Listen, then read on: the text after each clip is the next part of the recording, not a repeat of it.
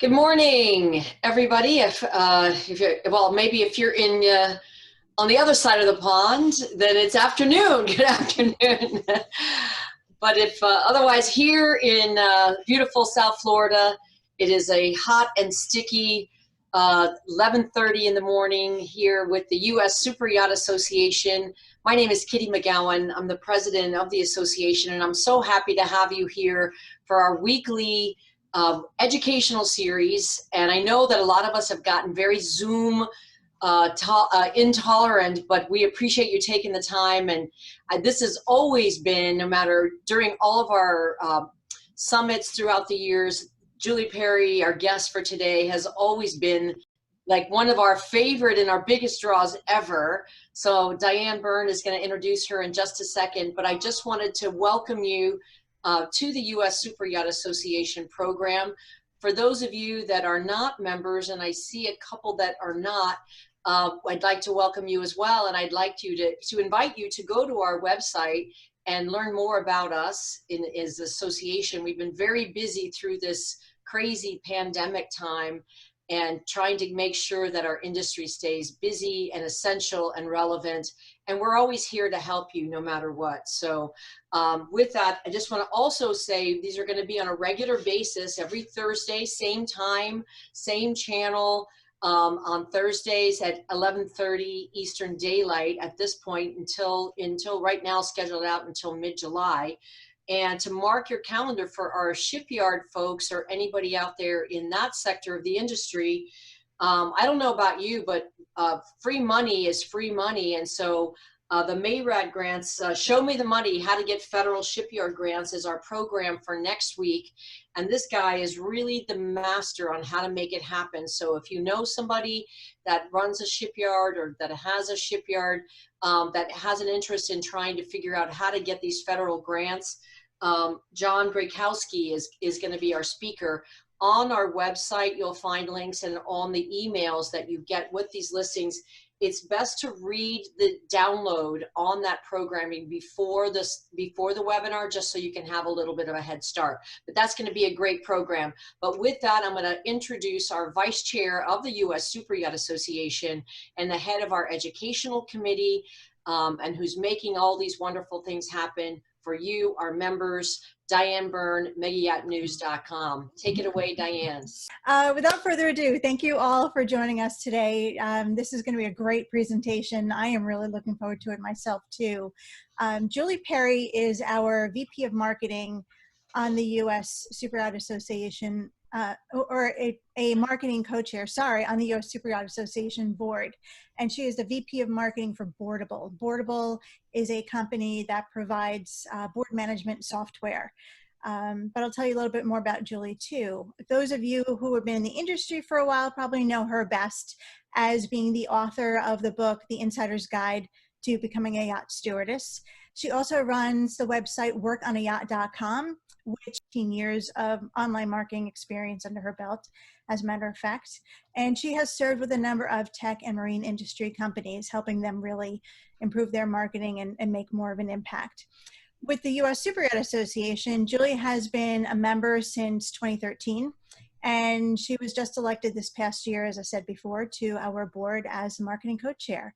So she is a frequent speaker on marketing topics at marine industry events, including our very own Superyacht Summit. And this presentation, actually, that she's doing today is similar to one that she did for us last year. It was a huge hit.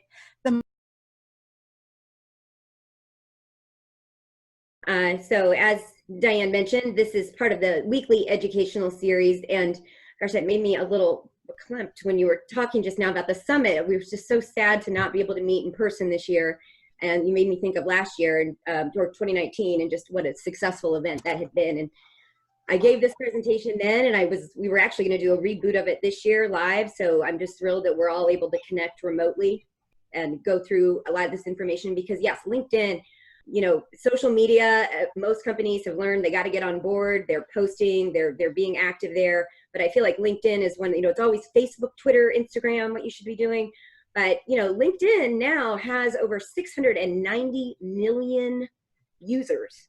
And they say that, you know, of those, 50 million are, and this is according to LinkedIn, of course, so who knows if they inflate their numbers, but 50 million are in decision-making positions. So it really is the #1 B2B social networking site. So title of the presentation, Boost Your Business Profile and Your Business Using LinkedIn.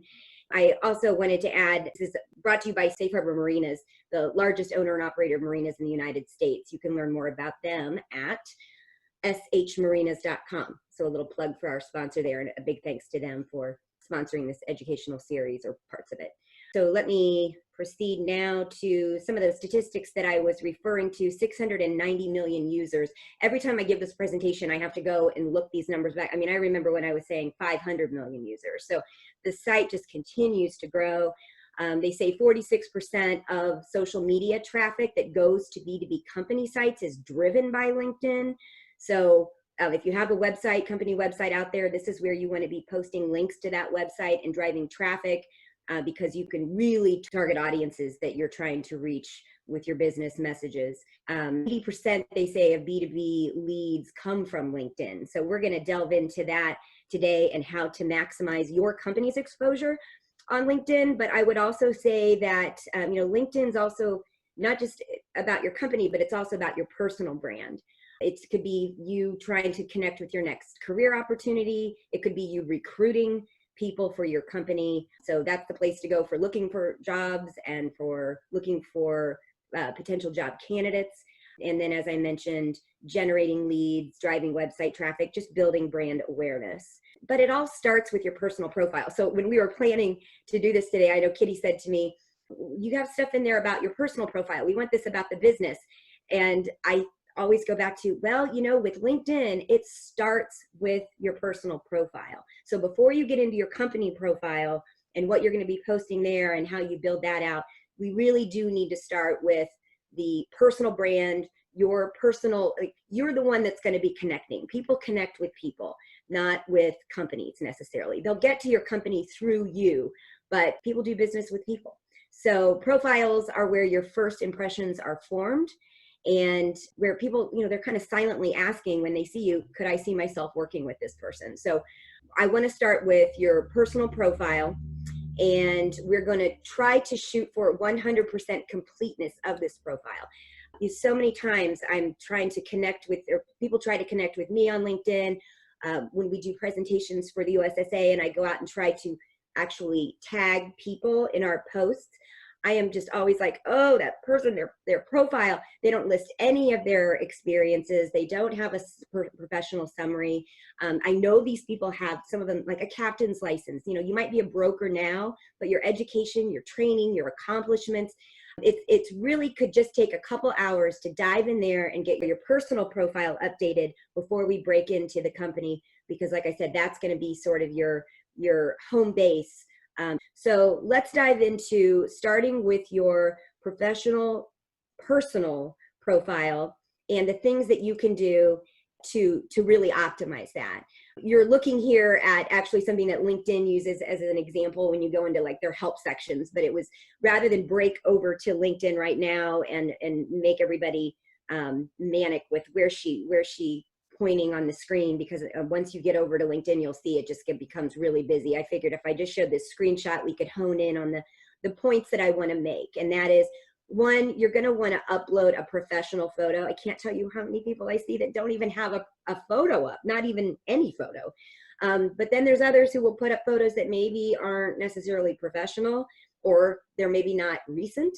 And that can always kind of make, people second guess trustworthiness. So I would say, make sure your appearance is appropriate, get that profile picture up there, just a headshot. And once that is done, and there we're going to say upload a photo, we're also going to talk about creating a headline. The headline on your profile will default to your most recent career position, but this is a place that you can customize this headline, and you can customize it in a way that, yes, I've mentioned here that I am currently the VP of Marketing at Boardable, but I also put some of my keywords relating to what it is I do. I had a consulting business for digital marketing strategy prior to this, and so I do keep digital marketing strategist and consultant on my headline, because who knows, I could lose my job next week. And I want to make sure that I'm still optimized for those keywords that really describe more about what I do in general. Because as we know, people don't stay at the same company forever. And this is something to keep in mind, that you want to use an industry specific headline, something that includes the keywords that someone might use to find you if you're someone that they might be doing business with or someone that they might want to hire. Especially important for consultants. You get about 120 characters here. So be sure to make yourself stand out, not just with your recent position, but with other keywords. The next step, and there are 7 different things here I'm going to show you before we break over to the company profile, and that is to write a summary. This is another thing where sometimes I'll see someone's got their photo, their headline often defaults to their most recent position. So yes, go in and customize that, but then write that summary. What should the summary be? I would say, use something that describes more generally what you are, what you do, what you're passionate about, and highlight your biggest accomplishments, your biggest career accomplishments. Maybe use bullet points. The HTML ability to really edit what's in your professional summary they're not that great, but you can go in there and just use like asterisks and enter to make bullets stand out. But write a relevant summary. This is really the most overlooked section. This is the thing that people are going to gravitate to first. I would say keep it short and to the point. Use bullet points and optimize it with keywords. So again, even if you aren't looking for a job or worried about whether or not you're going to show up and search for job hunting, people will search LinkedIn for people in general categories or with specific skill sets. So this is a place where you really want to load it with those search terms or keywords, keyword phrases that you want people to, when they're searching that, you want to show up for those search queries that they might enter. People use LinkedIn as a search engine all the time. By the way, there's a picture of where that summary shows up. So if we were to come over to the CEO of LinkedIn's profile here, we would see the photo there, the headline, and then we've got that summary down there below.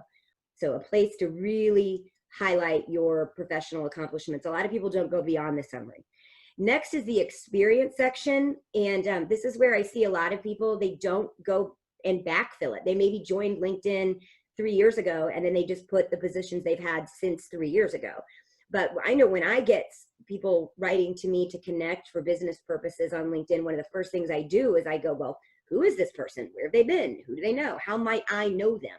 I'll see maybe we have 3 or 4 mutual connections, and I'll be like, what company were they at when they knew this person or that person? But I'll go over there, and even though this person looks to be maybe in their 50s, their work experience only goes back to 2010. There are relevant experiences in your background to a lot of different things, even if they don't pertain to exactly what you're doing today. So be sure to fill that experience section out there. And when doing so, for each job that you put in there, highlight some of your key accomplishments when you were in that position. And by the way, once you do this, and I'll show you here in a second how you can do it, if there is a company that you worked for at one point that has an official page or presence on LinkedIn, you can link to that company. And what then happens is you'll find colleagues coming out of the woodwork from 10, 20 years ago that find you because they do a search for people who are connected to that company. And that happens to me all the time. Like one of my first jobs out of when I left yachting and came back to land was with American Transair Airlines. I worked for a travel club that they had and sold advertising for their magazine. I still get connections from people who will say ATA Airlines went under back in the early 2000s, but I'll still have people connect with me and say, hey, I was an American Transair ATA employee as well. Let's connect. And some of those connections have led to business opportunities. So go and put those previous companies going back 20 years. If you worked for AT&T or any big major company in the past, go ahead and make sure they list there so that others from that company can find you, alumni from that company can find you and connect with you on LinkedIn. Because it's really, once you have your personal profile built out, its next step is going to be all about your contacts and connecting. That 6 degrees of separation that makes social media so powerful. Going back and connecting with previous colleagues, previous clients, even just personal connections that can show that level of connection so that when you go out hunting for business opportunities, people can look at your profile and see, are you a first degree connection, a second degree, a third degree, and then you can use those common connections to introduce yourself. I get cold emails all the time through LinkedIn that I just consider spam and I ignore completely, unless I see that that person has one connection, two connections. If they have 20 connections in common, I'll actually click over and give them the time of day. And then I'll say, oh, you know, so-and-so. It also becomes a way, if you want to reach out, let's say that you've identified somebody as a terrific prospect for your business, go and look and see who your mutual connections are and use that as your entry point. Then it doesn't come off as a cold email. If you take the time to look at their profile, find a mutual connection or a mutual company in your background, or just, in fact, the other day a girl was connecting with me looking for a job at my company, and she noted that I'd been an Alpha Chi Omega when I was in college, which is something I've listed under education. And she was also an Alpha Chi Omega at my university. So we were both at Indiana University, Alpha Chi's, just 20 years difference. So, but it was kind of cool that she took the time to look at my LinkedIn profile and find something that she could use to connect. And that got her an in for a job interview at my company, because I was more impressed that she just had that know-how to go in and use that as a way to connect. So there's all these different sections here on the screenshot I'm showing of things that you can do to make your profile up to date. You want to list those work experience. This is a screenshot of my profile, which I'll cut to live here in a second. 12 positions I've got listed. I go all the way back to like an internship. Now, a lot of people say, well, that's not really relevant. Why do you have it on there? Well, I have it on there because I joined LinkedIn in 2005. And back in 2005, I wanted to say what I had done in 2001 or in 1999. So I filled those things out and I've just never updated it. Some might say, well, you should really update that. But again, some of those things are ways that people have found me or connected with me. So even if it's 20 years in my past, I'm going to keep it there. Licenses and certifications, that's another thing. It's not just about your college education or any professional training that you've got, but also if you do current training. So let's say you go on and you take a course on Salesforce CRM, let's say for reaching out and using your company's CRM system, they make you take a training and you get a certificate. Put that on your profile. Any updated licenses that you get, any seminars or workshops that you attend, if they're worth their weight for what it is that you do, you'll want to list those. And volunteer experiences too are something that, especially in the millennial generation, this really matters to people. You know, that you show that what's on your LinkedIn profile goes beyond just how you've made money, but they want to know also, you know, how have you given back? So there's that education and accomplishments right after the experience section. Here's some other things that you'll see here in a second when I cut live, how I fill this out. The interests section that is going to showcase all of the companies that I follow personally on LinkedIn. So it's got the ISS on there. USSA usually shows up first. Not that we're in competition. I got my university on there. I've got several groups that I've been a member of. But if you go out there and start engaging and start interacting, joining groups and following pages is a great way for you also to find like-minded people on LinkedIn that you can later connect with and then market your business to. The next thing is skills and endorsement. This is another part of how search works on LinkedIn, where if somebody's looking to hire somebody in yacht insurance, they're looking to connect with yacht crew. Let's say they're looking to connect with someone in marina services or brokerage.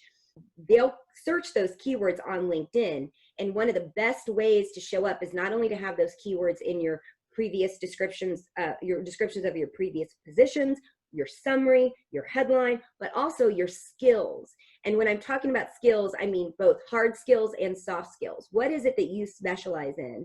And you'll want to do, there's things like soft skills, like communications, leadership, teamwork, but then there's those hard skills like accounting, insurance, brokerage, things that you've learned over time, such as through education, would also be entered there. Like I put on there things like digital marketing, digital advertising, search engine optimization, things that, especially when I was a consultant, people and recruiters and just individual companies would find me by searching those skill sets. So on LinkedIn, you get up to 50 skills that you can enter, but they really only highlight the top 3. So those are the ones that you're going to want to really focus on. But you'll see here, a slide from my editing my profile section where, and I added some of these years ago. So people have come along and endorsed me over time, and LinkedIn will actually show people if former colleagues of mine at a company I was at actually endorsed me.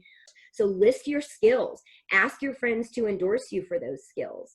It really can have a big impact and go a long way. And then finally, recommendations. And then this is where both leaving recommendations for others and requesting recommendations from current colleagues, former colleagues, but you can also send requests to people to write recommendations for you. And people really do look at this. So anyone that you've done business with, you might even say, hey, I'll write you one if you write me one. So look into getting those recommendations on your profile. So that is the personal profile. And I know I'm going to take questions at the end. In a second, I'm actually going to break over to the web and show you a little bit more about some of that stuff I just touched on, because normally when I give this presentation in a live room, there's not the ability to do that. But now that we're all sitting here in front of our computers, I can probably cut over there and show you a few quick things that you'll want to know when you get in there. And I would say make it a goal. Like the next 2 weeks, I'm going to go in and get my personal profile on LinkedIn 100% complete. I'm going to add all those different things Julie just told me. And maybe I'm going to take some time to go and search what are popular search terms or hashtags for my area of business, my specialty, my area of expertise. And I'm going to make sure to get those in my profile.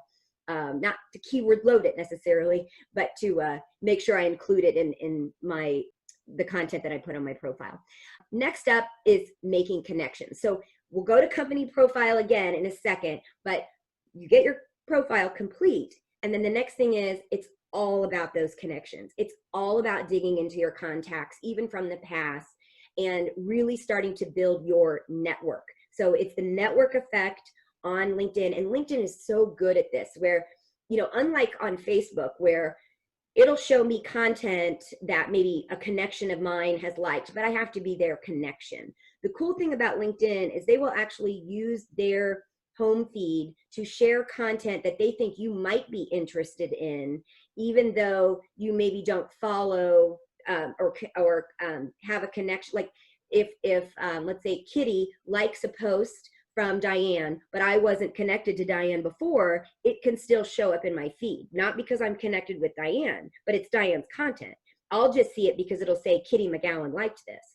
So that is a way, and that doesn't happen with companies.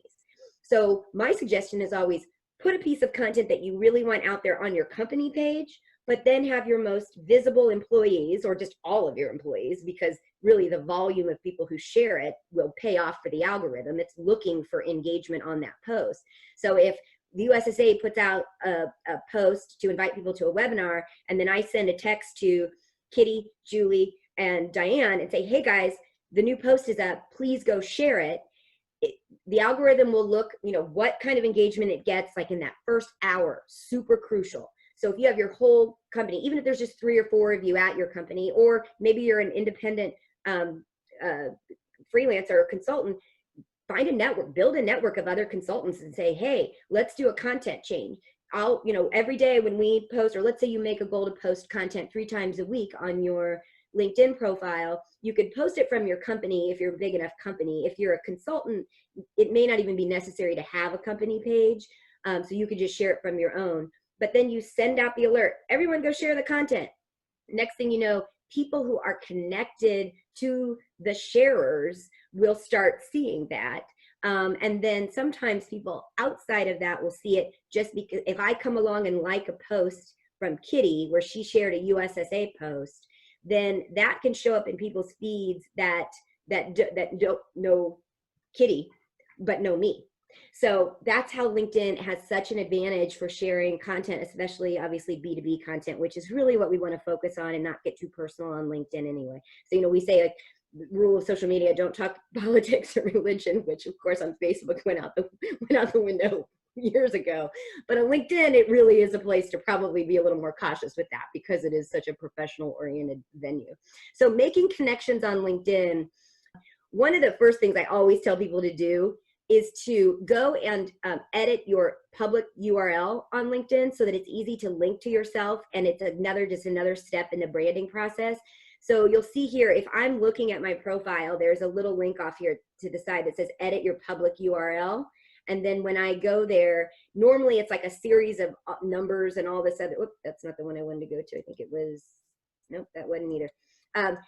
It'll take you to a page that'll let you edit that so that it actually says your name. So linkedin.com/in/ you can the public URL that they give you, you can go and edit that so that it's not some oddball series of numbers. So that is something I always recommend that people do, because too, when people come across your profile, then they'll look up and it just reinforces this is who I'm connecting with. The next step though is to go to the My Network tab in LinkedIn and enter any email addresses that you have had over the years. And this info at Work on a Yacht is a random one that I had used when I first set up my website, like in 2006.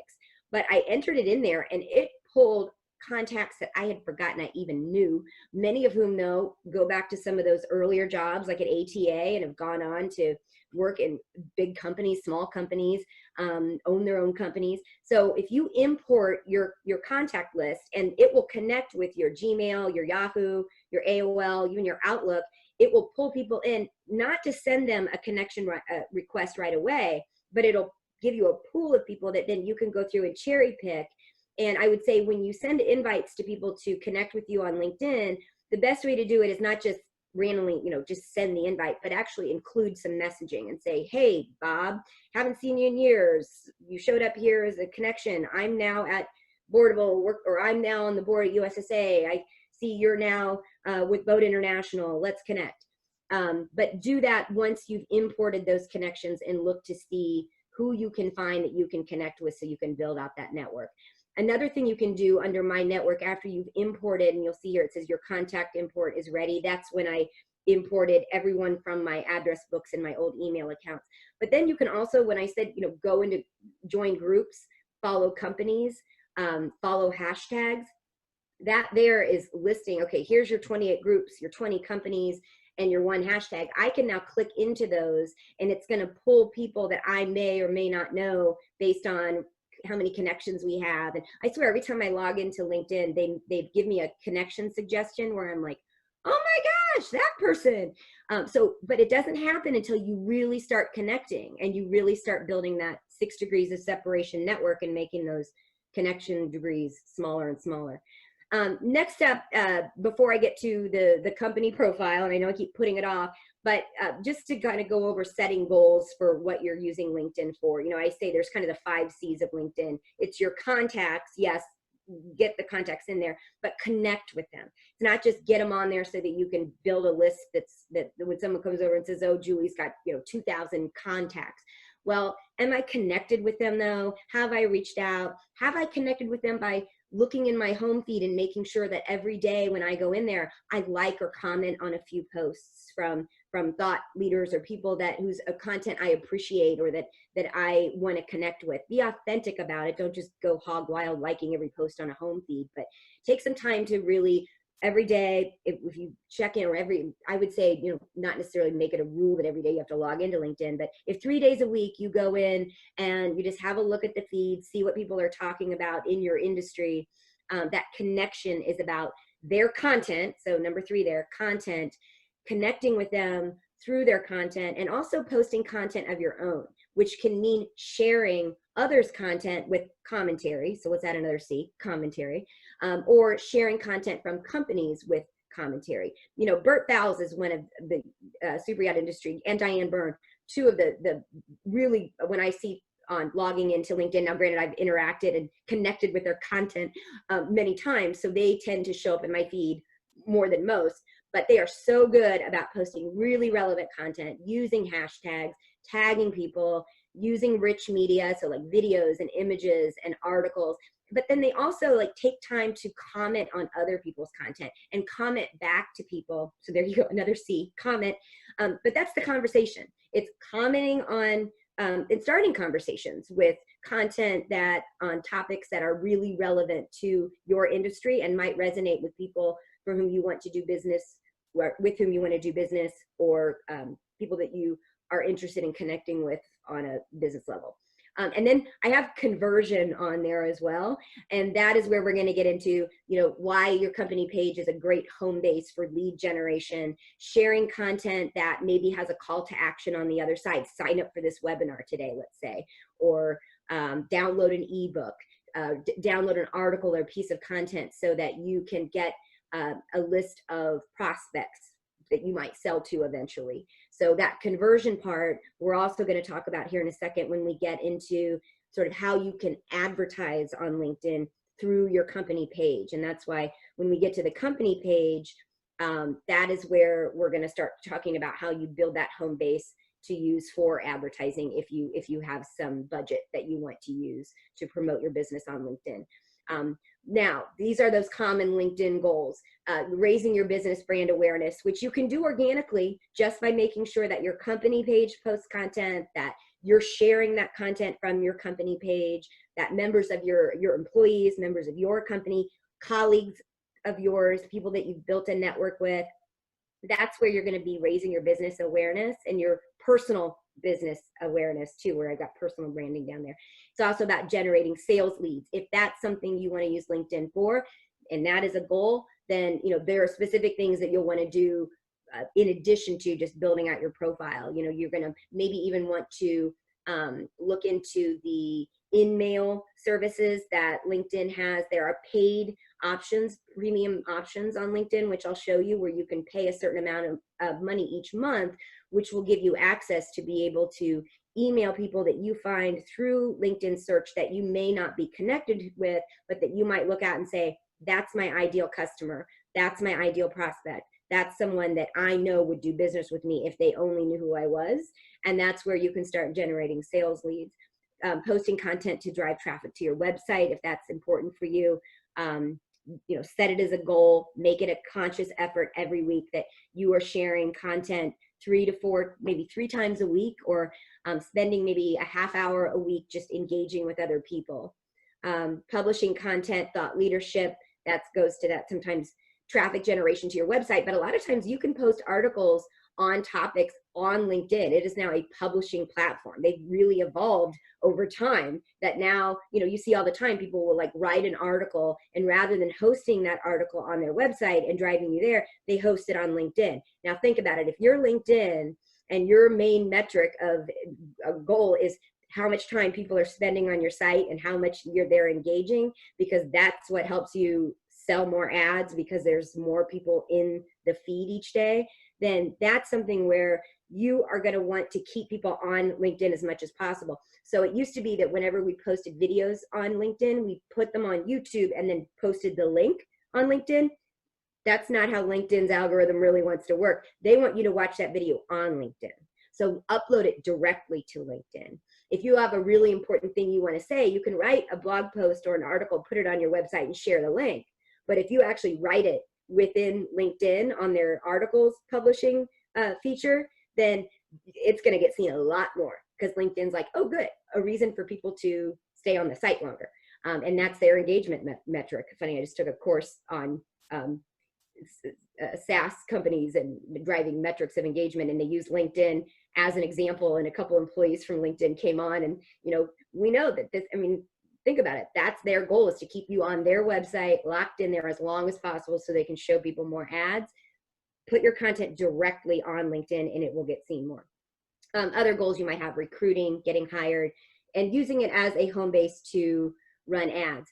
So now finally that big, that was what Kitty and Julie were like, we want you to talk about the company page. Well, all of that stuff I just talked about kind of plays into both the personal and the company, but it's the personal that is going to drive the visibility of that company page. So now, do you want to set up a business or a company page? It becomes the question sometimes. And I would say that there, if you're just a solo entrepreneur working on your own, solo practitioner, you're just a consultant, you don't have employees, it may not be something that you want to do, because you could probably make just as much headway with your own, just posting from your own personal profile. But if you start to hire people, or you expand beyond just 1 or 2 employees, then that company page is definitely just a way to have a good presence. And I'll show you an example here in a minute when I go to show you how to post your company page of something. I tested it this morning and realized that We have a speaker coming up next week for the webinar. He's on LinkedIn, but he doesn't have a company page. And it's probably because he's an independent consultant or maybe working with just one or two other consultants, and that's fine.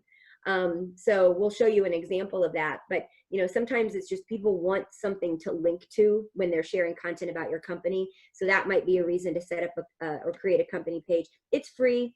You don't have to. You're not charged to. They're free to everyone to set up a business profile, company page. They use that expression or that name interchangeably.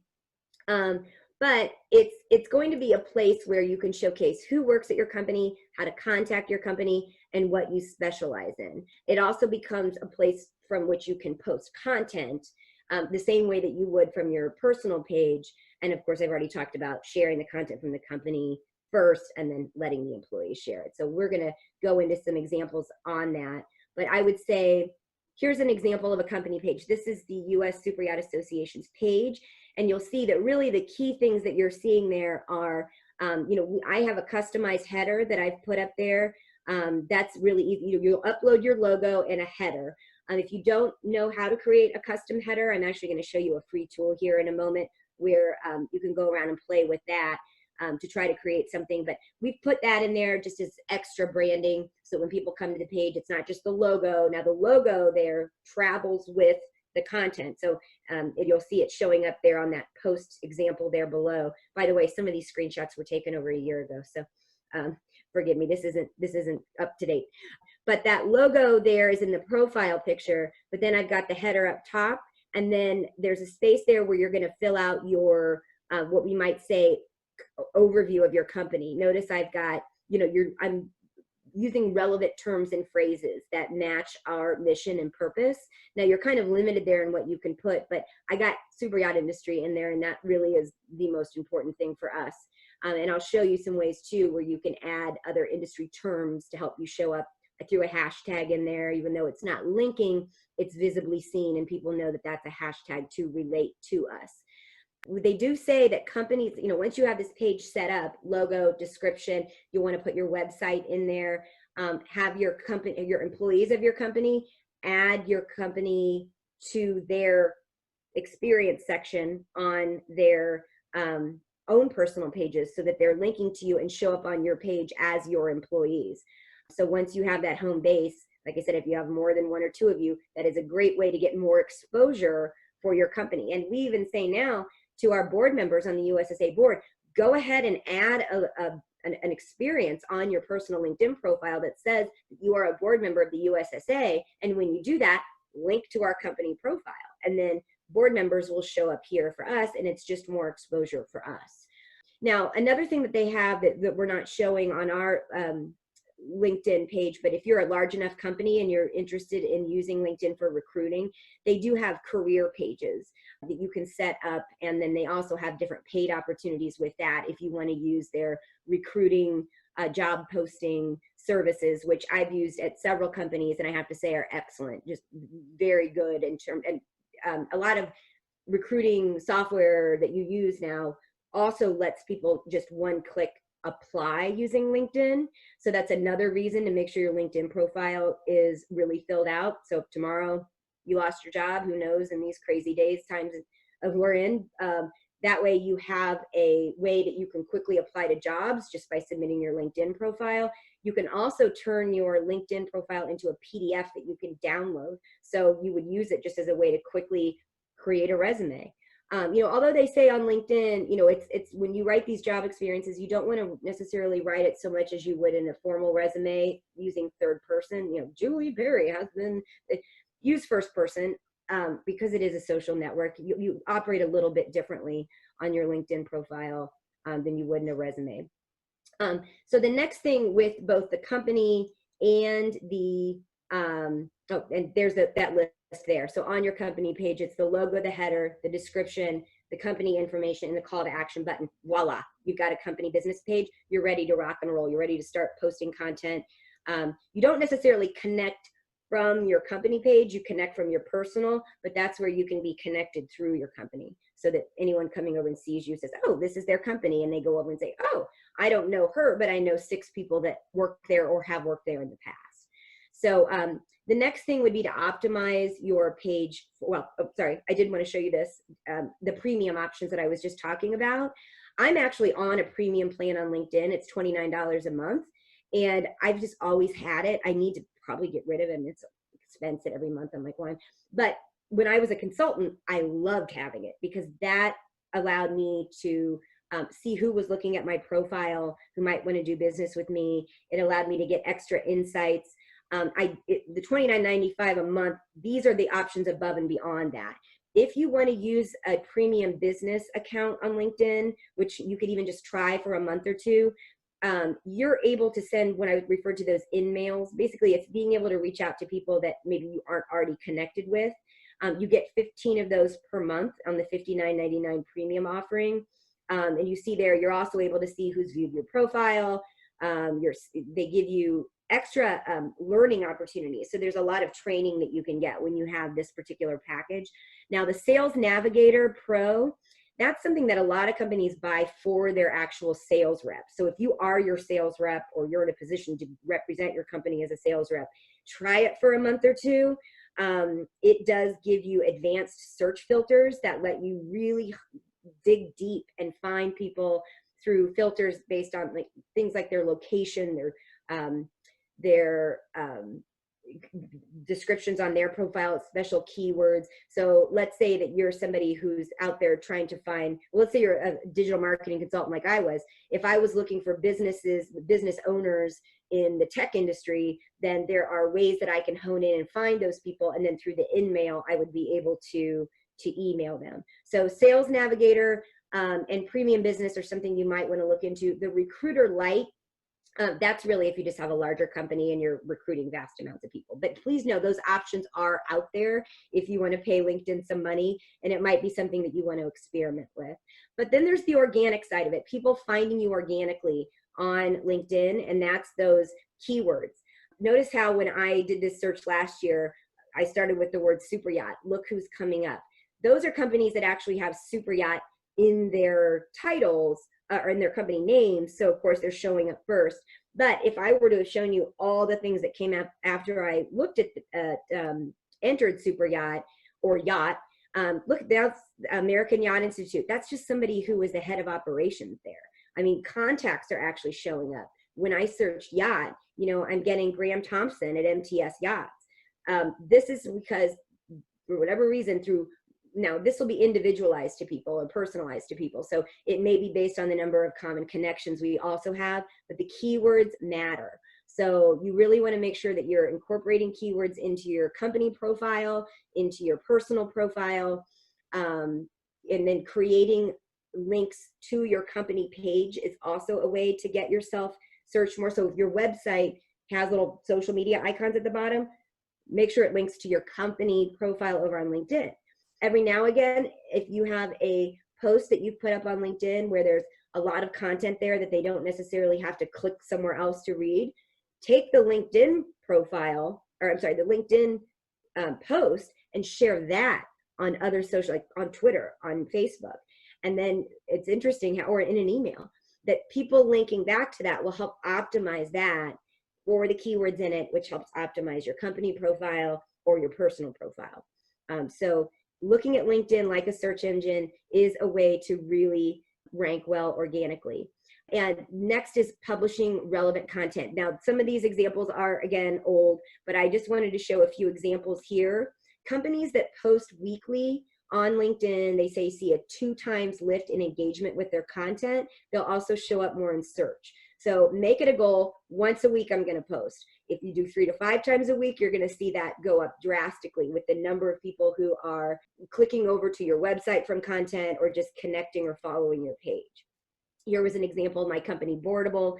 Last year, it's funny, this was a thing about avoid the LinkedIn board member problem. We make software for nonprofit board members, and you know, it's that some people who just want to be on a board so they can put it on their LinkedIn profile.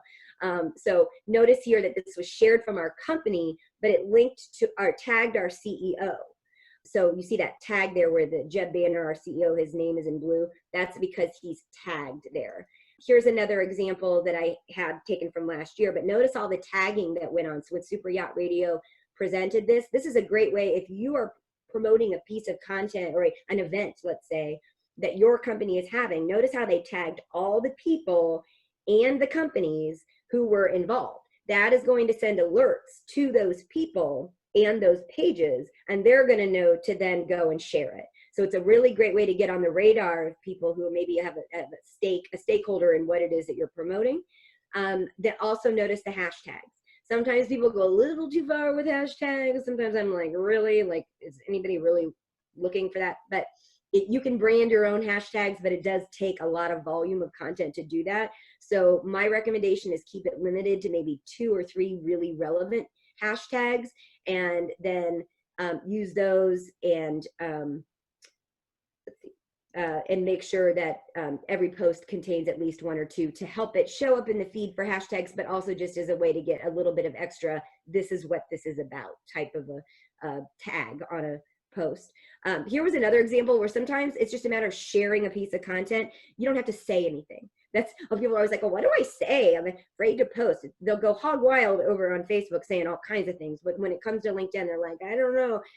Just share a post. So here, Victoria Carnevale last year just shared her company's post. It was a great post. There's an example there of how you can engage as an individual sharing company content. Here's an example of what not to do. This is so annoying when I see these kind of posts. 1, his image doesn't fit right. That's annoying. Number 2, talk about obnoxious hashtags. Number 3, that just, come on. I mean, is that really relevant to anything? It's just kind of like fluff. And I say, don't do it. Now, the rich media part of sharing content is basically me saying that images and video get a lot more engagement on LinkedIn, and LinkedIn really likes to put emphasis on video, especially when that video is hosted on their platform. To do that, you just like you would upload a video to YouTube, upload it directly to LinkedIn. You know, you can upload video directly to Facebook, upload it directly to Twitter. Every single one of those platforms will put more relevance on video because it's more popular for them, holds attention longer, keeps you on the site longer. But they'll also do it if it's hosted on their site more so than they will optimize or show any content that's like a YouTube link. They want to keep you on their platform. They say LinkedIn videos is 5 times more likely than any other type of content to start a conversation. So always try to include what we call rich media. So that's visual content, images, YouTube videos, SlideShare presentations, PDFs, anything that goes beyond just words. Here was an example last year of RMK where they did a great, here's a bunch of images that people, just photos from their event. Here's another example of a video and look, I didn't know David Hawley. You'll see here, he's my 2nd degree connection. Why did it show up in my feed? Because Bert Fowles liked it. And I engage with Bert a lot. So really, that is how we want to see you using your personal profile. Here's another example. Kitty shared the company link. USSA posted this. This was about one of our marketing sessions. Look at the hashtag. Kitty shared it. And then that's how we got a lot more exposure for it. Hey, Julie, yeah. Can I just interrupt real quick? Because one of the things that I've had people ask me all the time is that what is the hashtag and what does it do and how does it improve things? Also, you keep saying link and tag and how you do. Can you just show briefly how that would happen or how one could do that? Yeah, in fact, that is a great time to, as always, Kitty, I just talk too much because look at the time. If everyone has the ability to go maybe just 10 minutes over, and we are recording this, right? So we can always use, okay. So I'm going to show you here, I'm over on LinkedIn, and I'm actually going to publish a post, and you'll see exactly what I mean. Hashtags, by the way, are just a way of indexing content on the interwebs. So it's a way of, I like to say it's sort of like, cataloging something. So if a word doesn't appear naturally within the context of what you're saying, I'm getting feedback. Are we good? Can you? Yeah. Okay. Then you add that hashtag to say, this is about super yacht industry. So if I say, right here when Andrew, we're live. So there we go. Look what Andrew did. Super Yacht World, made in the USA, and Westport Yachts. So by doing that, if I click that Westport Yachts, it's like a card catalog. You know, this is my librarian. It says, okay, here are all of the posts that have this hashtag. Everything that falls under this is now going to be listed here. And whoop, there's an ad. It looks like Andrew Troyer is probably the one that's using it the most, but if, you know, he needs to get other people to use his Westport Yachts hashtag. Tell the other employees at the company. And, you know, at USSA, we always use Refit America. So here you can follow, I could follow this hashtag now. So I could basically say, okay, card catalog of the internet, I want to know anytime anything comes out relating to this hashtag here. Another thing I could do if I want to search, and this is one that we often use, is Superyacht industry. And so I can actually search based on a hashtag. And this is a great way to figure out every morning when you go, okay, I'm going to post some content, not every morning, three mornings a week. I'm going to post some content that's relevant to my industry. Do a search for hashtag Superyacht industry. I could even follow that. Now I'm going to get an alert so that I can see, or things will just show up in my feed more. So find out what the really relevant and popular hashtags are. And that's where, when I say, like, if you make up your own hashtag, it's kind of silly sometimes. It will do to like add extra context to what you're talking about. But for people to follow it, it really needs to be like, find the ones that everybody's following. Here's somebody who uses crew a lot. She also used depression. Down here, she's got, you know, Superyacht industry, the crew coach, mental awareness, Superyacht news, Triton, Dockwalk. It's a lot of hashtags, but, you know, they're also at the bottom. They're sort of there. At least, hey, she got indexed and showed up here. Now, when I search for Refit America, now you're going to. So essentially then, as a business, then you would use a hashtag to add more relevance to your posts. And, you know, so that if anybody else is doing a search for something that you might do, you would come up in any of their searches as well. That is right. And so you could use those same hashtags then on any other platform. It would do the same thing? Yeah, works the same way on Facebook. It works the same way on Twitter. Twitter, it's used a lot. I mean, hashtags on Twitter are the way to get your content showing up when people search for different topics. And in fact, I'm going to go over here to the USSA's company page and show you second here. Okay, and you see how I did that? If you have a company page, when you're logged in to LinkedIn, you can view your own profile. So here's what I was saying, where, you know, there's my headline. If I want to go in here and edit my own personal profile, I've got my name, there's that headline. This is customizable. If you don't fill it out, it will default to your current position. Once you have all of your positions filled out, it will rank them here. And you can tell it what your current position is, but the headline is the way to overwrite or override just your current position showing up. So I can say more about myself. And like I said, you've got your education, your industry, all these things that you can fill out. And I'm not making any changes. And then as you scroll down, here's where you edit that summary I was telling you about. And remember, I said just use asterisks for different, you know, here's just I just put a quick list of my career summary. Actually, as I was preparing this presentation last night, I was like, gosh, my summary is I need to update it. You can put featured content. Some of these presentations are like 5, 6 years old, 10 years old. But you can put that on there. When I say list all of your relevant experiences, you can go in here and you put your start date, your end date. You can share it with your network. You can update your headline with this. Go in and fill this out for each experience that you had and see how that all lines up there. There's your education, where it's not just about necessarily your college degree, but you could also put in there your other training certificates, licenses, list your activities, your societies, anything that you did below that. Again, I wrote this in 2005, so it's sort of like, or 6. So I was really interested in promoting what I did in college. I just did a certificate back in May with this group called Reforge. I've got my certificates, my licenses in there. I took a gamification course through the Wharton Business School. I've got that listed. Here's the volunteer experience. Fill this out. Make yourself look like somebody people want to connect with based on these things you've done.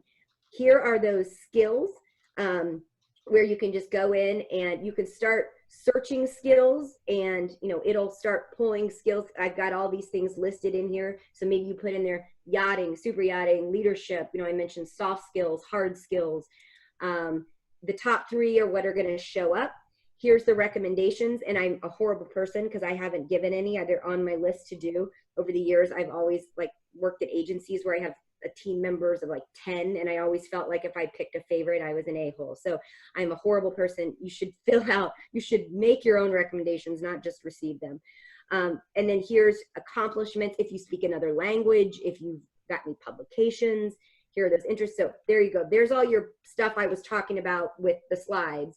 But when you're in the edit mode, you're able to go in and edit all of these things. And you're also then, like I mentioned, I don't know if you can see that, where I'm able to share your profile. It says here, download as a PDF or build a resume. So they've got a lot of really neat functionality in there now. But once I'm looking at my profile, if I've created a company page, it shows up here under manage. So these are company pages that I have access to. So I'm going to click on the USSA. And then I'm going to show you what I'm going to do here to promote, and see, this was from last night. We have tagged Superyacht Radio. We didn't use a hashtag, and that's okay. Something we usually do. So you tag it. How do you do that? I mean, because somebody actually asked that. So that was a question, is that how do you actually make a tag in a post? Great. So here I'm going to go, all right, start a post. So open this up. And let's say I want to promote. So you'll see this little button right here, add a hashtag. They're prompting you to do it. LinkedIn loves their hashtags. They want communities to connect over them. So I am going to actually post a link to next week's webinar. I had gone over to the website this morning and already had this. Now, one of the things I don't like about looking at this is it is just pulling in the image from Zoom. And when it does that, the image is not necessarily optimized to look good in the feed. And notice how it automatically pulled it in. So I'm actually able to go in here and edit this. You see this little pencil right here. It's got edit article title, and it's got a little image. You cannot do this on your personal profile. You can only do this editing of content on your company profile. So that's why I want to post it for my company first, and then I'll share it as a person, because look at all the different things I can do. I can edit the article title. I can create a different image. Now, there is a, real quick, I'm going to throw this out there as a resource. I have no connection to them. It's canva.com, canva.com. You can get a free account. I pay $12 a month because I have all kinds of, extra accoutrements that come with it. But here was a post that you can create. You don't need a graphic designer. I can literally come up here and say, I want to post let's say a Twitter post, and I can open this up, and then I can just go ahead, and it's going to give me templates I can use for different things, or it's going to give me the option to, and I'll show you here an example I pulled up this morning. Here is a LinkedIn post. I can add logos, I can add text. I'm not going to go into how to do it, but there are very easy, simple tutorials where you can be designing like a professional designer using templates and quick things to make any kind of graphics you need. What I tell people for LinkedIn is there is a size of image that is best to use, and it is 1200 by 627, if you see that here. When I hover over this image, you'll see that I can resize it. If I say, you know what, I actually want this now to go on Facebook, who has a different sizing of their images. But I created this image this morning because it's the 1200 by 627 that is used for LinkedIn. And then I went in and I downloaded it, and I downloaded it to my hard drive, so that now when I'm over on LinkedIn and I post this link here and I say, I want to promote, oh, here it is. Is it, shoot, where did I put that link? Hang on, let me find it.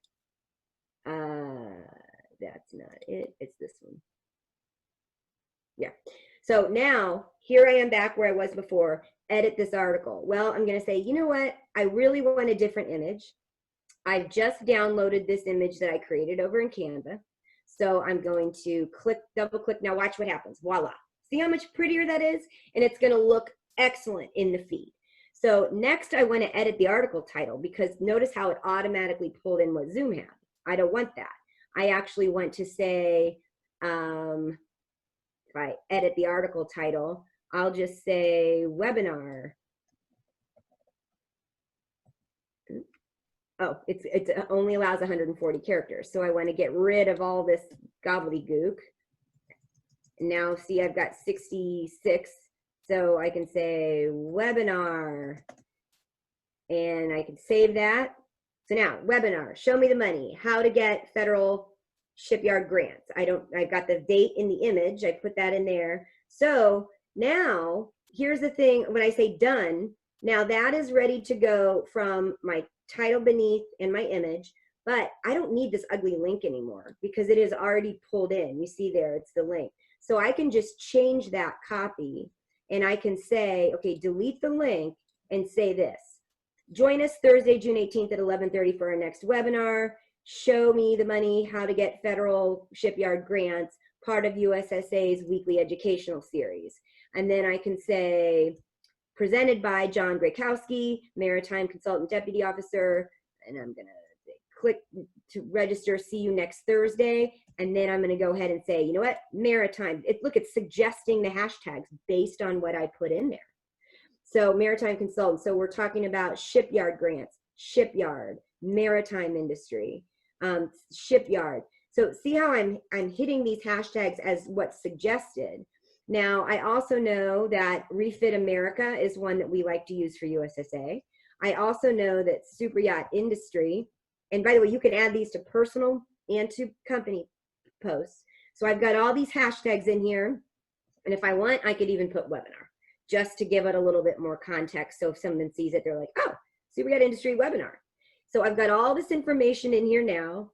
I've got all of this customized down here below. And is that making sense, Kitty, from the hashtag question? I'll say yes on her behalf. Okay, so now last thing, I need to tag John. So I can do that because I already found out that he's got a profile.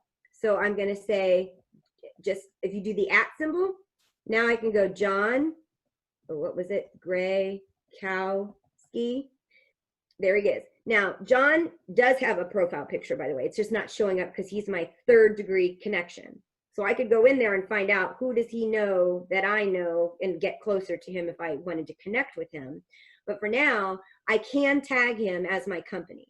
So there he is now tagged. He will get an alert, and anyone who sees this will be able to click on John and see his profile. Now, the thing I learned when I went over and looked at John's profile, though, was that his company, Maritime Consultants, does not have a company page.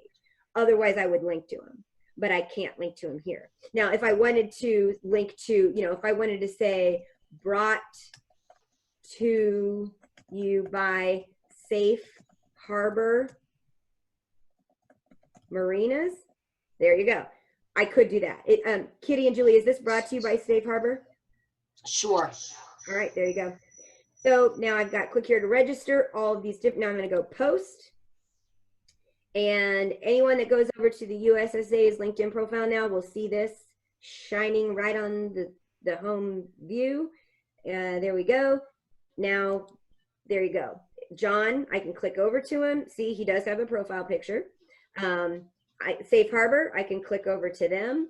Hashtags, I could say, hey, maritime industry, what's today's hashtag content? There's 27,450 people that follow this hashtag.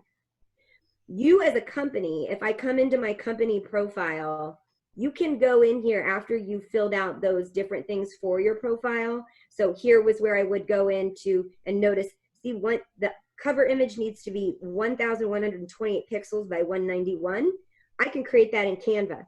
I just go over to Canva, change the settings, and then add a logo and some text. It's really not hard. Take the training. You can do it in under an hour. And then have your go-to design spot. Now, upload that logo. You're gonna add your website here so that there's a call to action. I say visit website. You also have this option here, which is hashtags. I have entered these hashtags as topics that matter to my page. You get up to 3. So I've said Refit America, USSA member, and Superyacht industry. So I can always delete one of these and change it. And then featured groups, I featured these on my page. I could add a featured group. These are the 2 though that are most relevant to us. So make sure you do that with your company page. Add yourself your 3 main hashtag topics that matter most to your page. And then you'll see here are our community hashtags. We only have 4 followers of Refit America, so everyone go follow Refit America. USSA member, only 2 followers. We might want to either train our members better or pick a new hashtag. Focus. But Superyacht industry has 25 followers. Now I could put something broader: marine industry, maritime industry, super yachts. I bet probably even has more followers. But by doing that, we are making ourselves more apparent to our target audience. Now, when I talked about, and by the way, when you are managing a page, you can look over here and see your activity of who has commented on our previous posts, who's reacted to our posts. You'll see here, Julie Balzano reacted to our company update. We've had likes. Another thing though that I wanted to show you, and I'll end on this because I don't think we're gonna have time to get to the ads. And I've often said, ads really deserves almost like its own LinkedIn or its own webinar. So Kitty, if there's any interest and anybody wants to sign up to learn about how to do LinkedIn advertising, it is advanced and you have to have a budget. You have to have a company page. Your company page has to be approved. So in other words, you have to just verify an email. It's not like they really, but we could always look to do that. But the final thing that I had on here, and by the way, when I talk about ads, basically it's sponsored content. So I can take, and here's a very generic example, Adobe Marketing Cloud markets to me because I'm a digital marketer. They paid for this to show up. We have used promoted ads in the past when we were looking for sponsors of the Superyacht Summit. There was one that we ran, was this 2019 or 2018? We promote these to maximize your exposure at the 6th annual Superyacht Summit. When we put these in the feed, here's one where we tagged Refit Show, Refit America, the Refit International Exhibition and Conference when we were working with them. And then we promoted this in the LinkedIn feed, and look what happened. $200 spent. We got 3,123 impressions and 70 clicks that otherwise we would not have received. So you can use, was that $200 well spent? Well, it also had the impressions. So how many people do you think saw that and then said to colleague offline, hey, did you see the USSA's got their summit coming up? You could sponsor it. 3,000 impressions is a lot. Yeah, we're not looking at what you were talking about. Are you just speaking? You're not speaking to the screen? Oh my gosh, thank you. I'm glad you said that. No, I didn't. I didn't go back to, you can see this. Sorry, guys. Yeah, I guess we're getting way too long of time. Yeah, I was just going to say, we're getting down to the wire. We did have one other question while you're staying here in ads that, real quick too. That was the Adobe one I was talking about. This is an example of when we sponsored the Superyacht Summit. This was from like 2018 or 19. Here's another one that we ran. And so I'm just showing you some examples of things like if you're promoting an event, anything that's worth really getting exposure, not just a boost of general content. When we ran these, here's your results, which is spent $200 and we got 3,123 impressions. And we also got 70 clicks. So you can see the clicks over there. Those went viral too. So it's like we paid for certain people to see it and then they shared it. So boosting it into the feed so that other people find it, discover it, and share it. They can do that organically with hashtags and just connections, but putting a little money behind it can go a long way. So sorry, what was the question? The other question was, so you see that first, second, and third level connections. So this is my first level connection. You see second and third. How do you get to somebody's, this was a question from Lisa Samuels. How do you get to that second and third level connection from somebody else? That was her question. They're trying to meet. If you want to connect with them? Correct. So you're my first connection, and I see that there are second and third level connections through you. How could I meet your second and third levels? Second level, usually you can just email on your own. You could, and sometimes what you can do is send them a LinkedIn connection, but don't just send it, include a note. And in the note say, hey, your second connection, so who do you have in common? Hey, I see you know Bob. Bob and I go way back. How do you know Bob? Maybe it looks like we have a lot in common. Let's connect. If you put enough relevant messaging into it, people will often connect with you. You could take the other step though of actually emailing that person through LinkedIn in messaging. With those more premium accounts, you can pay to get more in mail, which allows you to email third-party connections that you maybe don't have anyone within 2 degrees. You're 3 degrees away. So you can pay to be able to do outreach to them. But I would say if you're going to do it, the sales navigator options that our sales team uses, I always say to them, look guys, don't just blanket a bunch of people without personalizing the messaging, because you reach out to 300 people, you might get one that responds. If you use the Sales Navigator Premium with just blanketing people. But if you take the time to find 5 contacts each day that you want to connect with, and you look at their profile, write them a personal message, tell them you have a mutual connection or a mutual interest, send them that email, then you can connect with them. Or you can just send them a connection with the note, or just send them an email. Does that make sense? Sure. And now we're we're a little past, and I know everybody has stayed on, which is great. I didn't know how much further you wanted to go. Well, on the advertising, if we wanted to do a separate webinar, like I said, it's its own beast. I definitely think we can make this into advertising and promoting, and how to find those audiences for a campaign. I think would really matter to a lot of people. So. It's amazing how you can target. So this is just an example here on my screen. I think you can see this, where it shows you the 2 of the most valuable I've always found is groups and skills. So I can literally put in there yachting as a skill, and it will allow me to show my ad to people who have yachting or super yachting or anything mentioned in those skills. But I can do groups too. And that's how I've always promoted like our super yacht events for USSA.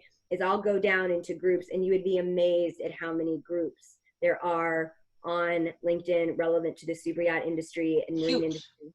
It's amazing. And so that, if you can target that way, it is expensive. LinkedIn ain't cheap. I mean, compared to Facebook ads, Twitter ads, I would say it's even more expensive than Google advertising. But it's because you are really able to hone in on your market.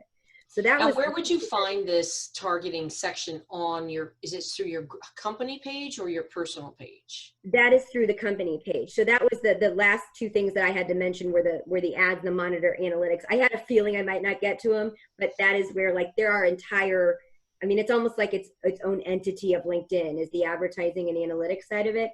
But to end, I will show you quickly if it is something that you want to delve into today on your own. Before we can get anything put together. Once you have a company page, so you have to have that as your home base. Once you have a company page to run advertising, once you have that page, you come in here under marketing solutions. You see where that grid is up there at the top, the drop down, marketing solutions. That will drop you into the LinkedIn advertising portal. And oh my gosh, they've used this gal. She looks so much like Marissa Benoit. And they have not changed this image here on this page in 5 years. So I always tell Marissa, every time I go into LinkedIn, I think of you.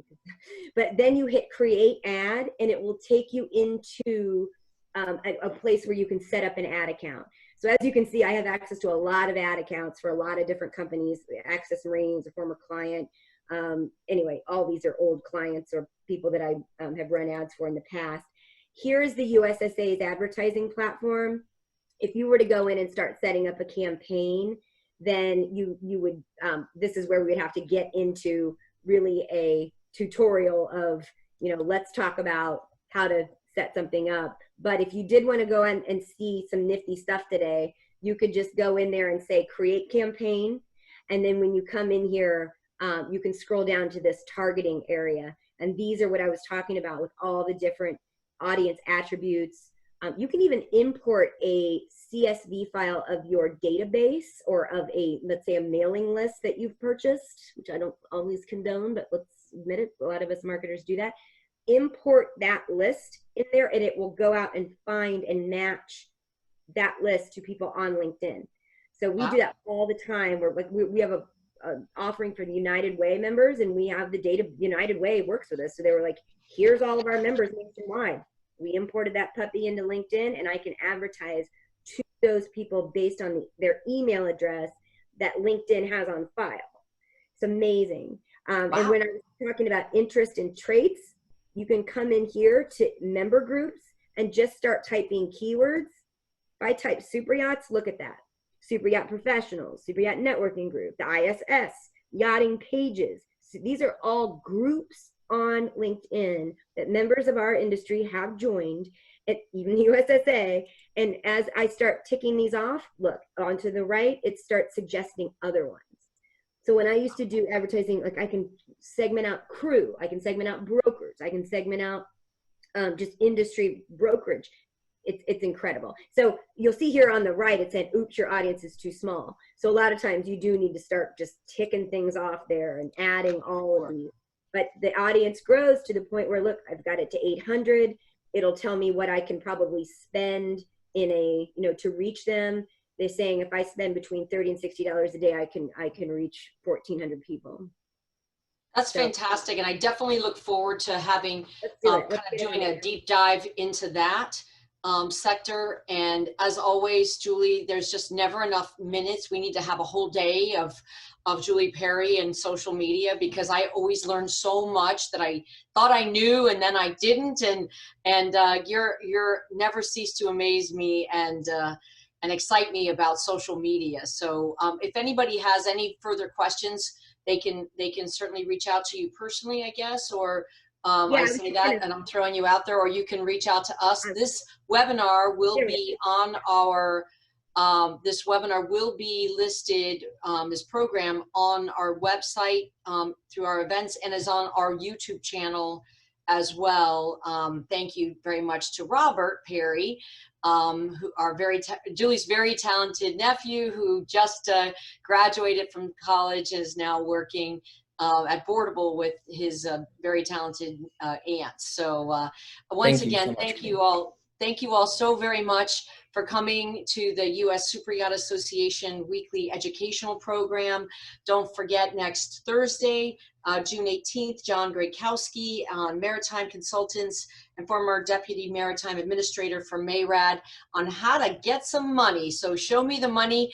Everybody wants to hear about that. And make sure that everybody, if you're on this call right now, make sure you go and follow the U.S. Superyacht Association on LinkedIn and hashtag Reef in America and do all those crazy hashtag follows. We really appreciate you, and we couldn't do it without all of you guys supporting our association. And please invite your friends and colleagues that you don't think are members to participate in our association, because we are working for you every day. So thank you so much. Stay well, stay healthy, and more importantly, stay on ussuperyacht.com, and we'll see you next time. Thank you again, Julie, and Diane Byrne, who's amazing, our education chair and vice chair of the association, and all of our board members that work so tirelessly throughout the year. We couldn't do it without you all. Thank you very much, and we'll see you soon. Take care. Bye, thanks. Sorry to be chatty Kathy. No, I love it. It's great. Thanks. Everyone go like that new LinkedIn post too about next week. Yes, exactly. About the, and follow the hashtags. And then also we're on Super Yacht Radio tomorrow at 11 o'clock, 11 a.m. Super Yacht Radio on our weekly call every Friday from 11 to 12, superyachtradio.com. And we've got different programs happening all the time. So it's a lot of fun. So we'll see you all soon. Thanks.